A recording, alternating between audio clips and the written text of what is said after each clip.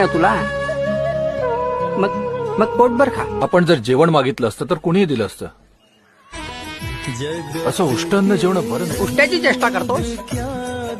तुझं शरीर नाही का रे उष्ट?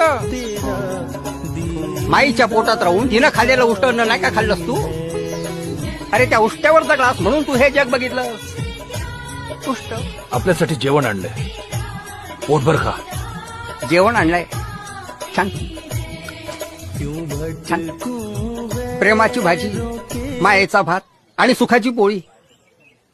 वेगळं करून कसं चालेल?